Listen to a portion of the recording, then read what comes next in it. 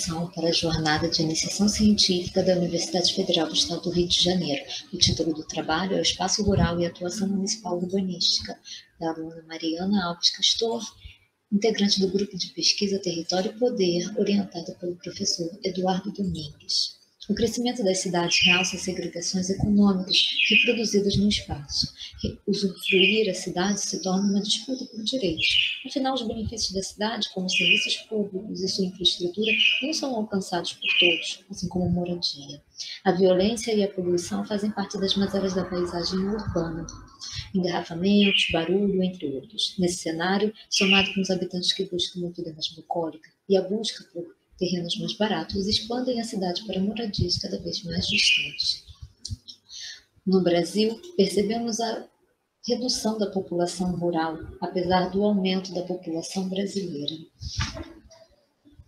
É uma lei municipal que determina o perímetro urbano e, por extensão, é ela que define o espaço rural. Em 1938, o Decreto-Lei 311 classificou como cidade, inclusive pequenos povoados, como centros urbanos, sem considerar a baixa densidade demográfica ou o oferecimento de serviços e infraestrutura urbanas presentes no local.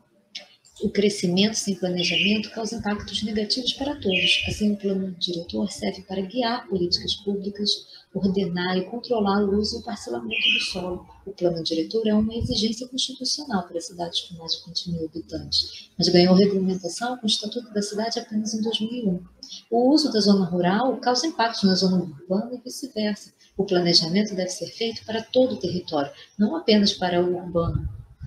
E o município deve tutelar os direitos de todos os habitantes, sem distinção no que lhe couber, bem como atuar na proteção ambiental.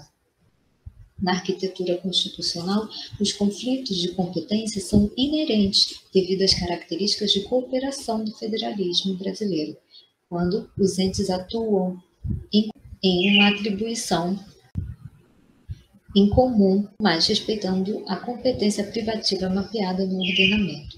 Os tribunais, o Supremo em especial, à luz da interpretação da Constituição, ajudam a tornar nítida e definidas as possibilidades de atuação de cada ente. A autonomia do município, instaurada a partir da Constituição de 88, o permite elaborar suas próprias leis sem o condicionamento de outros entes. O município tem um dever-poder de legislar sobre o interesse local, desde que não invada a competência de outro ente. Não pode o município legislar sobre diretriz geral de desenvolvimento urbano, porque esta é uma competência privativa da União. Cabe ao município legislar sobre o ordenamento territorial, planejamento e controle do uso e da ocupação do solo.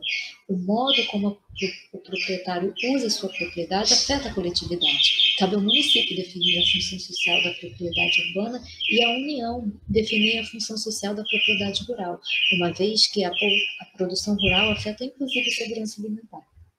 Mas isso não exclui o município de atender a população rural, inclusive por meio de parcerias com outros entes, ou por concessão ou permissão. A proteção ao meio ambiente é a responsabilidade de todos os entes e dos habitantes também, para equilibrar o modo de viver e produzir sem destruir o legado futuro. O crescimento sustentável é a condição para a qualidade de vida digna. O ser humano não consegue viver em um ambiente degradado.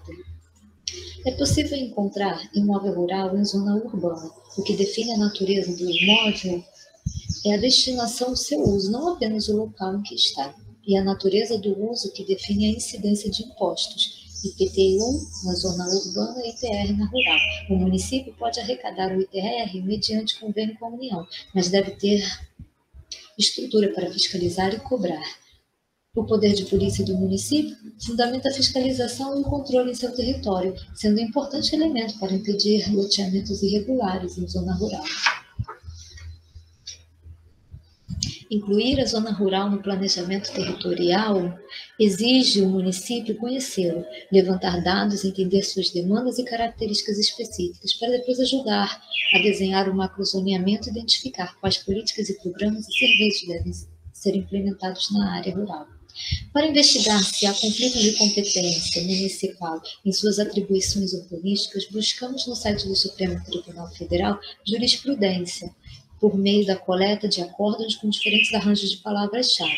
Depois excluiu-se os acordos em duplicidade e os anteriores à Constituição, conforme mostra o gráfico. Na análise do treino, encontramos 16 acordos que tratam da desapropriação realizada pela União em sua competência exclusiva de reforma agrária e interesse social. O trabalhador rural e a aposentadoria foram tratados em 11 acordos. Não foram admitidos 18 acordos por vício formal ou pela necessidade de reexame de provas fáticas ou da legislação local.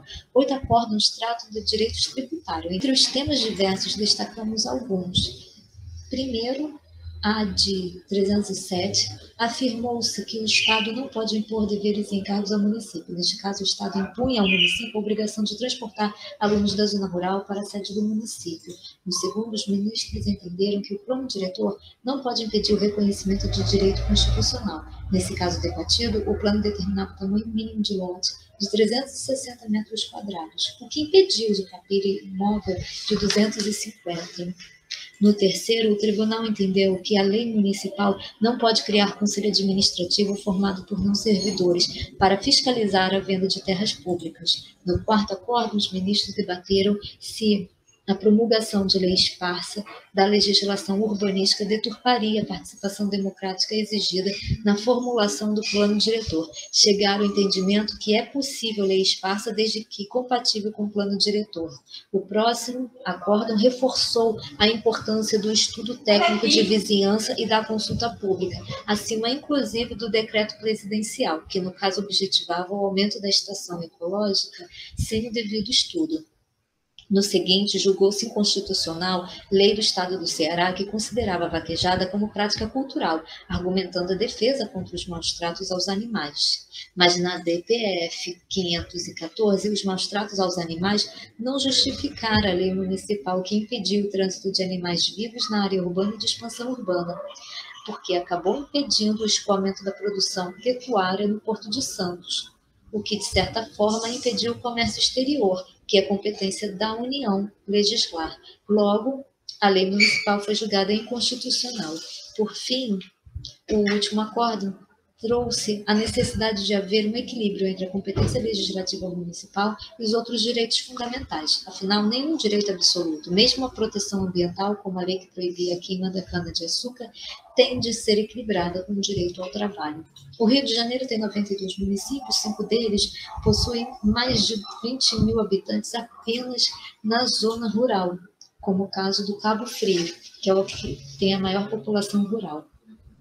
O Plano Diretor de Cabo Frio determina diretrizes gerais para a atuação municipal no meio ambiente, para um uso mais efetivo da área rural, e na saúde e na assistência social, para ampliar o atendimento municipal na área rural.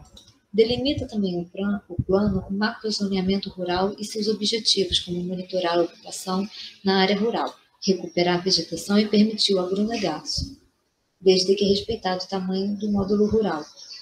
O plano exige o estudo de impacto de vizinhança para qualquer planta industrial na área rural e obriga um representante da área rural na composição do Conselho Municipal do Plano Diretor, garantindo a participação democrática, incluindo a área rural.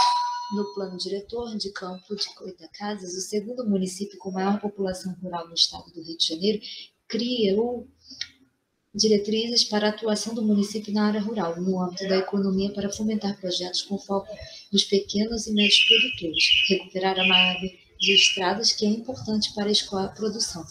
No âmbito social, também espera ampliar a rede de serviços públicos para a área rural. No plano, também menciona o cuidado do planejamento para a proteção de microbacias hidrográficas e para a revitalização de quilombos, bem como prevê atender projetos habitacionais. Também traz o desenho de macrozoneamento rural para visar o crescimento sustentável. A atuação municipal é mais próxima do interesse local, mas seu planejamento e produção têm importância global e são garantias para os direitos fundamentais, seja na área rural, seja na urbana. Possivelmente, não há um extenso debate sobre a competência municipal urbanística no Supremo, talvez porque a questão ainda não foi judicializada ou por se tratar especialmente de legislação infraconstitucional. Na prática, que se observa com os planos diretores, o município sabe do seu papel em planejar o ordenamento territorial englobando a área rural. Contudo, ainda é uma legislação pouco explorada, principalmente para os municípios com maiores características rurais, como ocorre nos pequenos municípios, uma vez que não é obrigatório para eles o plano. Mas a análise dos municípios maiores, sobretudo os conurbados, podem servir de modelos de estratégias para os demais.